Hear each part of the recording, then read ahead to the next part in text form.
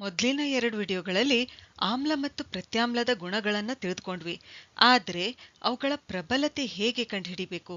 PH ಅಥವಾ ಸಾರ್ವತ್ರಿಕ ಸೂಚಕವನ್ನು ಅಂದ್ರೆ ಯೂನಿವರ್ಸಲ್ ಇಂಡಿಕೇಟರ್ ಅನ್ನು ಬಳಸಿ ಆಮ್ಲದ ಪ್ರತ್ಯಾಮ್ಲದ ಪ್ರಬಲತೆ ಮತ್ತು ದುರ್ಬಲತೆಯನ್ನ ನಾವಿಲ್ಲಿ ಕಂಡುಹಿಡಿಬಹುದು. ಸಾರ್ವತ್ರಿಕ ಸೂಚಕ ಅಥವಾ ಯೂನಿವರ್ಸಲ್ ಇಂಡಿಕೇಟರ್ ಅಂದ್ರೆ ಏನಿರುತ್ತೆ ಇದೇನಂತಂದ್ರೆ ಅನೇಕ ಸೂಚಕಗಳ ಮಿಶ್ರಣ. ನೀರು, ಪ್ರೊಪೆನಾಲು, ಮಿಥೈಲ್ ರೆಡ್, ಫಿನಾಲ್ಫಥಲೀನ್, ಆಮೇಲೆ sodium chloride, sodium hydroxide, bromothymol blue monosodium ಲವಣ ಮತ್ತು ಥೈಮಾಲ್ ಬ್ಲೂ ಮೋನೋಸೋಡಿಯಂ ಲವಣ. ಈ ಎಲ್ಲಾ ಸೂಚಕಗಳ ಮಿಶ್ರಣವೇ ಏನಂತಂದ್ರೆ ಸಾರ್ವತ್ರಿಕ ಸೂಚಕ ಅಥವಾ ಯೂನಿವರ್ಸಲ್ ಇಂಡಿಕೇಟರ್ ಅಂತ ಹೇಳ್ತೀವಿ. ಪಿಹೆಚ್ ನಲ್ಲಿರುವ ಪಿ ಏನಿದೆಲ್ಲ ಇದು ಜರ್ಮನ್ ಭಾಷೆಯ ಪೊಟೆನ್ಸ್ ಎಂಬ ಪದವಾಗಿದ್ದು ಇದರ ಅರ್ಥ ಸಾಮರ್ಥ್ಯ. ಯಾವುದೇ ದ್ರಾವಣದಲ್ಲಿನ ಹೈಡ್ರೋಜನ್ ಅಯಾನ್ಗಳು, ಇಲ್ಲಿ ನೋಡ್ಬೋದು H+ ಅಯಾನ್ಗಳು, ಇವುಗಳ ಸಾರತೆಯನ್ನು ಅಳೆಯಲು ಪಿಹೆಚ್ ಮಾನವನ್ನ ಅಭಿವೃದ್ಧಿಪಡಿಸಲಾಗಿದೆ.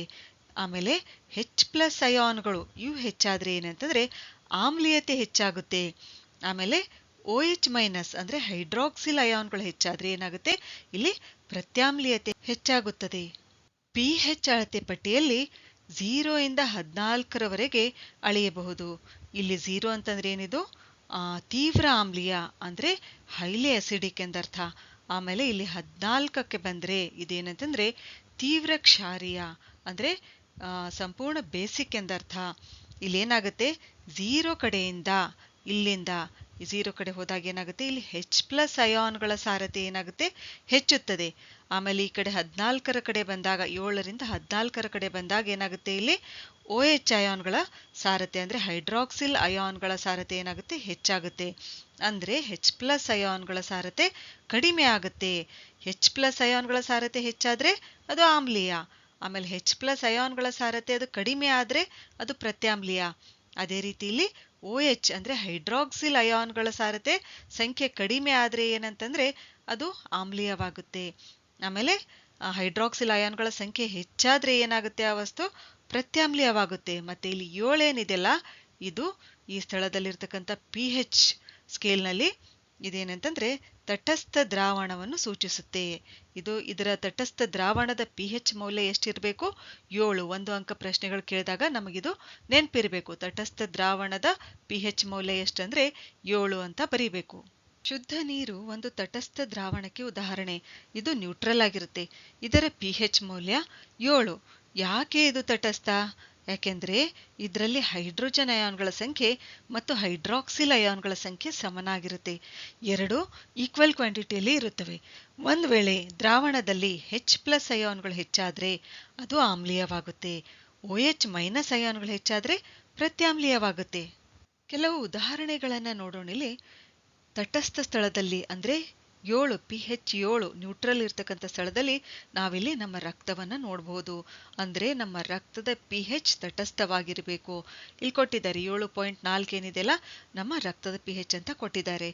ಆಮೇಲೆ ಇಲ್ಲಿ ಈ ಪಟ್ಟಿಯಲ್ಲಿ ನಾವು ಸಂಖ್ಯೆ ಕಡಿಮೆ ಆಗ್ತಾ ಹೋದಂಗೆ ಅಂದ್ರೆ ಪಿಹೆಚ್ ಕಡಿಮೆ ಆಗ್ತಾ ಹೋದಂಗೆ ಏನಾಗ್ತಾ ಇದೆ, ಇಲ್ಲಿ ಆಮ್ಲೀಯತೆ ಹೆಚ್ಚುತ್ತಾ ಇದೆ.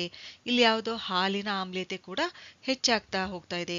ಯೂರಿನ್ ಮೂತ್ರದ ಆಮ್ಲೀಯತೆ ಕೂಡ ಇದೆ. ಇಲ್ಲಿ ಪಿಹೆಚ್ 6.3ರಿಂದ 6.6ರವರೆಗೆ ಇವುಗಳ ಆಮ್ಲೀಯತೆ ಇರುತ್ತೆ.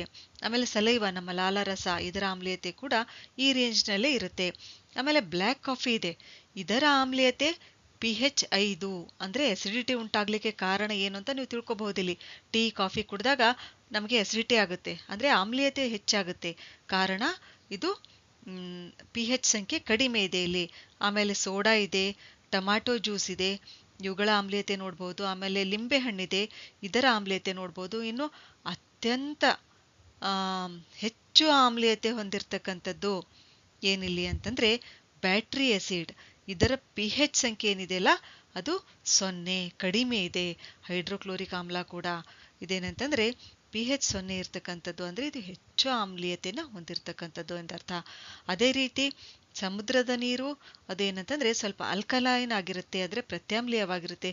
ಇನ್ನು ಬೇಕಿಂಗ್ ಸೋಡಾ, ಅಡಿಗೆ ನಾವು ಸೋಡಾ ಏನ್ ಬಳಸ್ತೀವಲ್ಲ ಅದರ ಅದು ಪ್ರತ್ಯಾಮ್ಲೀಯ ಗುಣ ಹೊಂದಿರುತ್ತೆ. 9.5 ಅದರ pH. ಅದಕ್ಕೆ ನಾವು ಏನಂತ ಹೇಳ್ತೀವಿ, ಇವು ಜೇನುಹುಳು ಕಡ್ದಾಗ ಅಥವಾ ಚೇಳು ಕಡ್ದಾಗ ನಾವೇನು ಮಾಡಬೇಕು, ಈ ಬೇಕಿಂಗ್ ಸೋಡಾ ತೆಗೆದುಕೊಂಡು ತಕ್ಷಣ ಅದನ್ನು ತೆಗೆದುಕೊಂಡು ಅದ್ರ ಮೇಲೆ ಉಜ್ಜಿದ್ರೆ ಏನಾಗುತ್ತೆ, ಅಲ್ಲಿ ತಟಸ್ಥೀಕರಣ ಕ್ರಿಯೆ ಆಗುತ್ತೆ, ಉರಿ ಏನಿದೆಯಲ್ಲ ಅದು ಕಡಿಮೆ ಆಗುತ್ತೆ.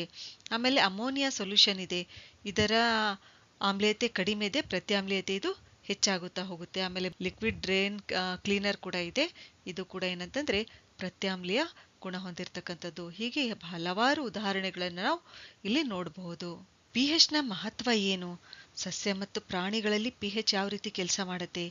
ನಮ್ಮ ದೇಹವು 7ರಿಂದ 7.8 pH ವ್ಯಾಪ್ತಿಯಲ್ಲಿ ಕಾರ್ಯನಿರ್ವಹಿಸುತ್ತೆ. ಜೀವಿಗಳು pH ನಲ್ಲಿ ಸ್ವಲ್ಪ ಬದಲಾವಣೆ ಆದರೆ ಮಾತ್ರ ಬದುಕುಳಿಲಿಕ್ಕೆ ಸಾಧ್ಯ. ಮಳೆ ನೀರಿನ pH ಒಂದು ವೇಳೆ 5.6ಕ್ಕಿಂತ ಕಡಿಮೆ ಆದ್ರೆ ಅದನ್ನ ಆಮ್ಲ ಮಳೆ ಅಂತ ಹೇಳ್ತೀವಿ. ಈ ಆಮ್ಲ ಮಳೆಯು ನೀರಿಗೆ ಸೇರಿದಾಗ ನೀರಿನ pH ಕಡಿಮೆ ಆಗುತ್ತೆ, ಅಂದ್ರೆ ನೀರು ಆಮ್ಲೀಯವಾಗುತ್ತೆ.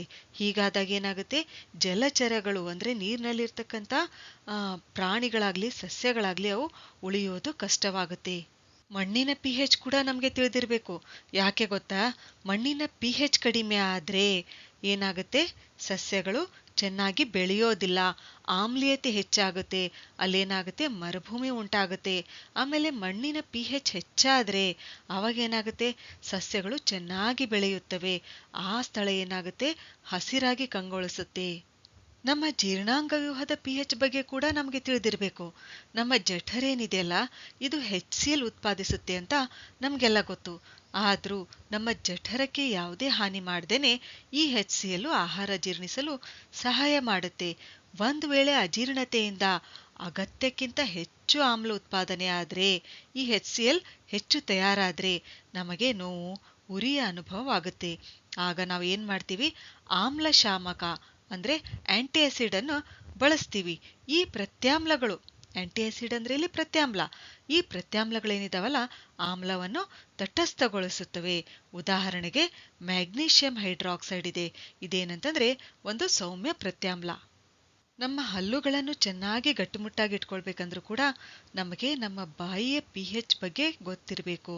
ಬಾಯಿಯಲ್ಲಿ pH ಏನಿದೆಯಲ್ಲ ಅದು 5.5ಕ್ಕಿಂತ ಕಡಿಮೆ ಆದ್ರೆ ಹಲ್ಲಿನ ಸವೆತ ಉಂಟಾಗುತ್ತೆ, ಅಂದ್ರೆ ಹಲ್ಲು ಸವಿಯಲು ಪ್ರಾರಂಭವಾಗುತ್ತೆ. ಅದಕ್ಕೆ ಬಾಯಿಯ pH ಕೂಡ ನಾವು ಮೇಂಟೈನ್ ಮಾಡ್ಬೇಕು. ಏನಾಗುತ್ತೆ ಇಲ್ಲಿ, ನಮ್ಮ ಹಲ್ಲಿನ ಎನಾಮಲ್ ಅಂದ್ರೆ ಕ್ಯಾಲ್ಸಿಯಂ ಹೈಡ್ರಾಕ್ಸಿ ಅಪಟೈಟ್ನಿಂದ ಮಾಡಲ್ಪಟ್ಟಿರುತ್ತೆ. ಈ ಎನಾಮಲು ಅಂದ್ರೆ ಇದು ಹೊರಪದರು, ನಮ್ಮ ಹಲ್ಲಿನ ಅತ್ಯಂತ ಹೊರಪದ್ರ ಏನಿದೆಯಲ್ಲ ಅದು ಕ್ಯಾಲ್ಸಿಯಂ ಹೈಡ್ರಾಕ್ಸಿ ಅಪಟೈಟ್ನಿಂದ ಮಾಡಲ್ಪಟ್ಟಿರುತ್ತೆ. ಇದೇನಂತಂದ್ರೆ ನಮ್ಮ ದೇಹದಲ್ಲಿ ಅತ್ಯಂತ ಕಠಿಣ ವಸ್ತು.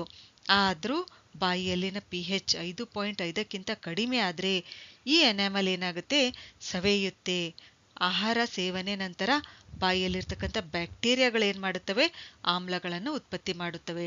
ಆದ್ದರಿಂದ ಹಲ್ಲುಗಳ ರಕ್ಷಣೆಗಾಗಿ ನಾವೇನ್ ಮಾಡಬೇಕು, ಆಹಾರ ಸೇವನೆಯ ನಂತರ ಪ್ರತ್ಯಾಮ್ಲೀಯವಾಗಿರ್ತಕ್ಕಂಥ ಟೂತ್ ಪೇಸ್ಟ್ಗಳನ್ನು ಬಳಸಿ ಸ್ವಚ್ಛಗೊಳಿಸ್ಕೊಳ್ಬೇಕು. ಅದಕ್ಕೆ ಬಾಯಿಯ pH ಕೂಡ ನಾವು ತಿಳಿದಿರಬೇಕು. ರಾಸಾಯನಿಕ ಯುದ್ಧ ತಂತ್ರದ ಮೂಲಕ ಕೆಲವು ಸಸ್ಯ ಮತ್ತು ಪ್ರಾಣಿಗಳು ಸ್ವರಕ್ಷಣೆ ಮಾಡಿಕೊಳ್ತವೆ, ಅಲ್ಲಿ ಕೂಡ pH ನ ಮಹತ್ವವಿದೆ. ಜೇನುನೊಣ ಕಡ್ದಾಗ ನಾವು ನೋವು, ಉರಿ ಅನುಭವಿಸ್ತೀವಿ. ಆಮೇಲೆ ತುರಿಕೆ ಗಿಡದ ಎಲೆಗಳನ್ನು ಚುಚ್ಚುವ ಕೂದಲು ಅದನ್ನ ನಮ್ಗೆ ತಾಗಿದಾಗ ಅವಾಗೂ ಕೂಡ ಏನಾಗುತ್ತೆ, ಅವು ನಮಗೆ ಚುಚ್ಚಿದರೆ ಉರಿತಕ್ಕಂಥ ಅನುಭವ ನಾವು ನೋಡ್ತೀವಿ.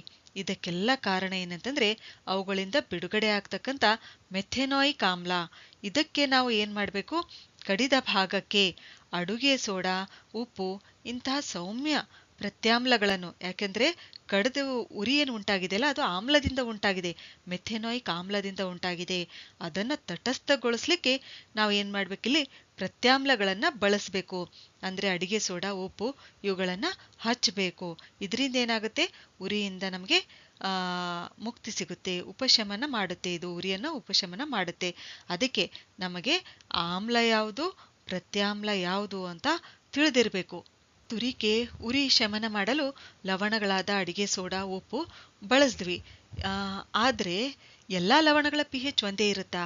ನಾವಿಲ್ಲಿ ಪ್ರಬಲ pH ಅಂದ್ರೆ ಹೆಚ್ಚು pH ಹೊಂದಿರತಕ್ಕಂಥ ಲವಣಗಳು ಬಳಸಿದ್ರೆ ನಮ್ಮ ಉರಿ ಬೇಗ ಶಮನವಾಗುತ್ತಾ? ಇದು ಕೂಡ ನಾವು ತಿಳ್ಕೊಳ್ಬೇಕು.